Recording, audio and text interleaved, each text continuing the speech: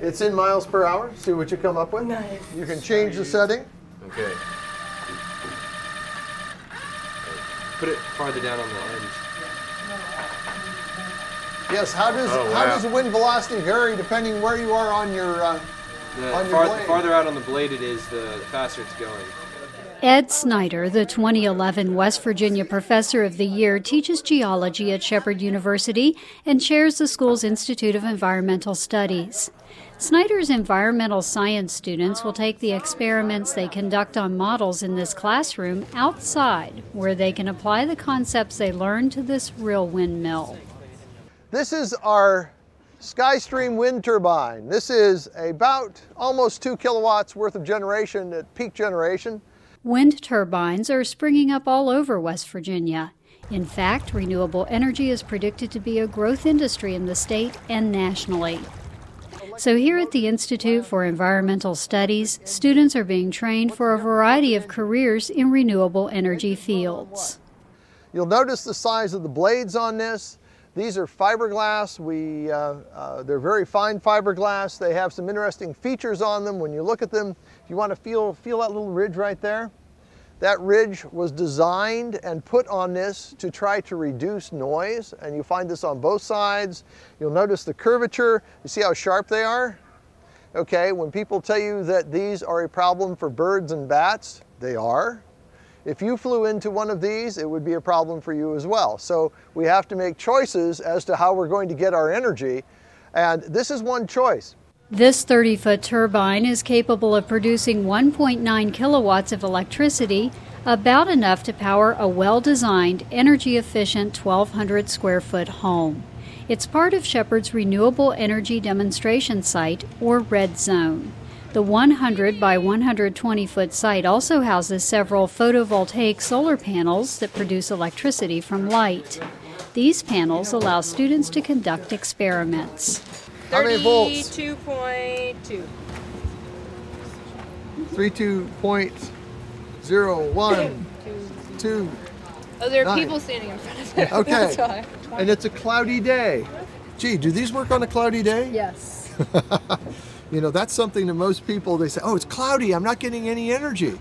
And look at what you can generate on a cloudy day. 33.5 And it's DC volts. it's always almost up to maximum, isn't it? Yeah, almost. Pretty impressive. The Red Zone is off the power grid. It uses only energy produced by photovoltaic cells that are mounted on a small barn. Students working here get practical experience on the turbine and photovoltaics, as well as in biodiesel fuel production and sustainable gardening. Snyder says the Red Zone inspires students to become entrepreneurs. We're seeing agriculture, we're seeing small farms, we're seeing organic farms, we're seeing CSA, community-supported agriculture, students getting involved, renting their own land, leasing their own land, developing their own CSAs to make an income. We have individuals involved with Mountain View Solar, and Mountain View Solar is one of the solar installers in the area that actually got started shortly after our program got started, and we've worked with them for a number of years. Many of the students getting jobs with them, some of them contemplating starting their own companies and becoming solar installers, whether it's photovoltaics or solar thermal hot water systems, geothermal systems, or small-scale wind systems. Good, solid, current information that's coming from the industry that's being incorporated into the coursework here at Shepherd yields, for us, a good employee with a good platform. We can take them from there and refine that training into the real working world. Some Shepherd students intern with Mountain View Solar. Jay Smith began working there after he graduated. Smith considers it a good career choice because he believes renewable energy has a promising future.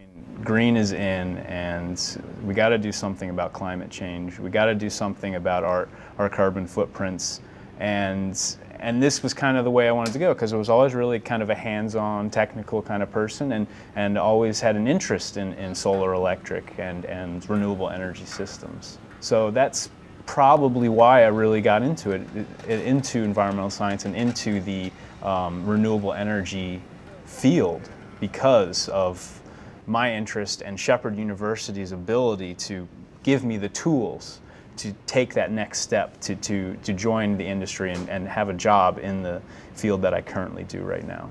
This raised bed organic garden is the outdoor classroom for the study of sustainable gardening. It's giving students an opportunity to learn how to grow a lot of vegetables in a small amount of space. Local organic gardener Haroun Hallack works with the students. These are the seed heads. They're loaded with black seeds. If you just kind of rub it that way, you will see how much they're all ripe and ready to be harvested.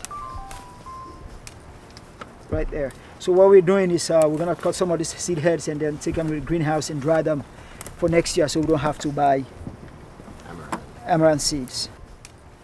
The idea of the garden here in the big scope of sustainability is how much food you can produce on a limited amount of space.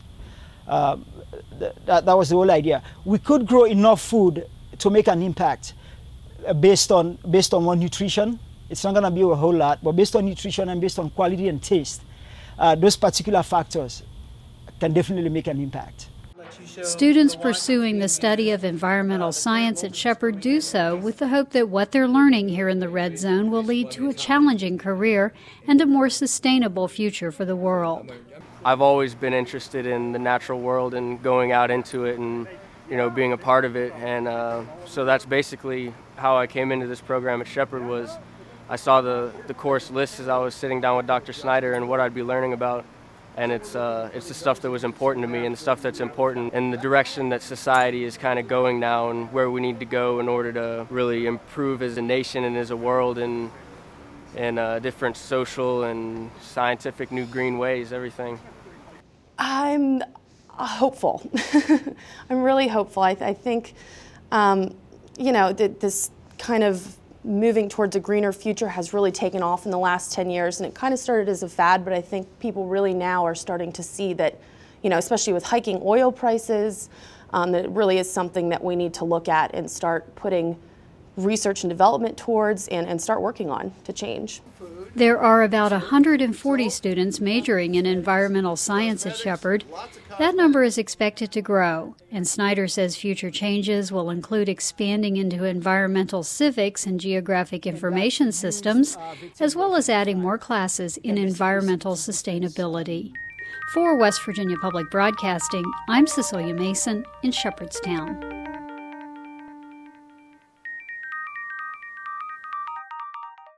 Support for the Mountain State Science Series comes from the National Science Foundation's experimental program to stimulate competitive research, investing in West Virginia's future by building infrastructure for scientific research. On the web at wvresearch.org.